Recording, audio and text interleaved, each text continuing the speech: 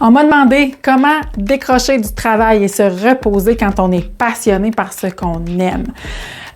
Pour répondre à cette question-là, je vous ramène plutôt dans comment ça marche le repos finalement, comment on peut reposer le cerveau. Parce qu'on ne se repose pas uniquement par le sommeil et on se repose certainement pas devant Netflix. Hein? On peut décrocher, on peut se donner l'impression de se ressourcer devant la télévision par exemple, mais le vrai repos, c'est pas par là que tu le prends.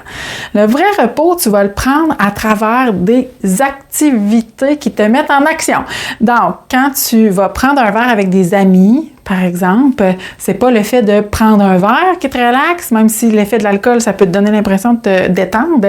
C'est plus d'être là avec des amis puis d'avoir un social.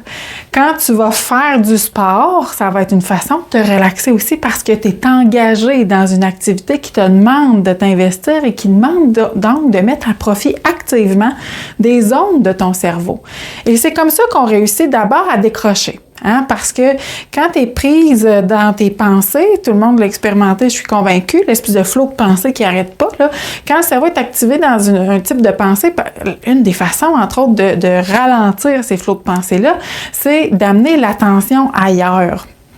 Et là, si on veut que cette attention-là qu'on amène ailleurs amène aussi de l'énergie puis vraiment contribue à recharger les batteries, bien à ce moment-là, ça va être pas seulement de se divertir, se distraire par des loisirs passifs comme la télévision, ça va être de s'activer dans quelque chose qu'on aime, dans un loisir, dans une passion, dans une activité qui engage vraiment ton attention et tes actions et qui t'amène donc à décrocher, oui, mais aussi à amener la tête à travailler d'autres zones de son cerveau, puis à se reposer du travail dans ce cas-là. C'est comme ça que ça fonctionne, en fait, le fait de décrocher et de se reposer.